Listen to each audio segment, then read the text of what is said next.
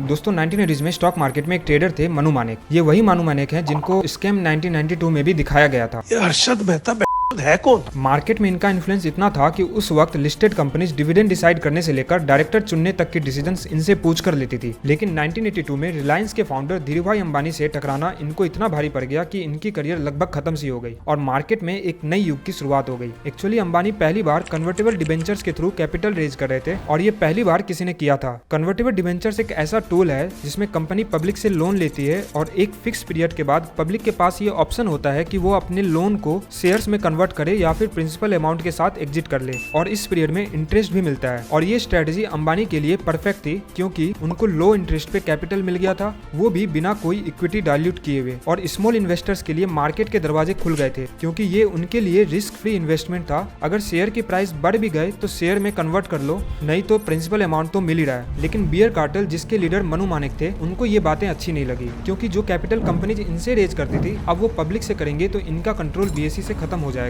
इसीलिए उन्होंने रिलायंस में शॉर्टिंग करके उसके प्राइस को गिराने की कोशिश की ताकि शुरू में ही स्मॉल इन्वेस्टर्स का विश्वास इन पे कम हो जाए। और हुआ भी कुछ ऐसा। बियर कार्टेल के थ्रू 3.5 लाख शेयर शॉर्ट करने के बाद रिलायंस के शेयर 131 से 121 पे आ गए थे। लगभग 7-8% का चेंज हुआ और उस वक्त 7-8% का चेंज काफी बड़ा माना जाता था। फिर अचानक मार्केट में पता नहीं कहीं से बाइंग प्रेशर बनना चालू हो गया और डे एंड तक प्राइस 125 पे बंद हुआ। बाद में बियर्स ने लगभग 11 लाख शेयर शॉर्ट किए, लेकिन फ्रेंड्स ऑफ रिलायंस के नाम से बायर्स के एक ग्रुप ने इतनी बाइंग की कि प्राइस 152 तक चला गया। अब सेटलमेंट का टाइम आ गया था। उस वक्त 14 दिनों में सेटलमेंट होता था, इसलिए जो शेयर आपने बेचे हैं या तो 14 दिन से पहले एग्जिट कर लो अपनी पोजीशन से या फिर वो शेयर्स बायर्स को अवेलेबल करवाओ। अब इनके पास तो कोई फिजिकल शेयर्स तो थे नहीं, इसीलिए बियर्स के पास एक ही ऑप्शन था कि वो अपनी पोजीशन से एग्जिट कर ले। लेकिन उस वक्त एक सिस्टम हुआ करता था जिसे बदला सिस्टम कहा जाता था। इसमें ये होता था कि सेलर्स जिनके पास फिजिकल शेयर्स अवेलेबल नहीं है वो 1 या 2 रुपए देकर अपने सेटलमेंट के डेट को 14 दिन आगे बढ़ा सकते थे। लेकिन फ्रेंड्स ऑफ रिलायंस जो इनसे शेयर खरीद रहा था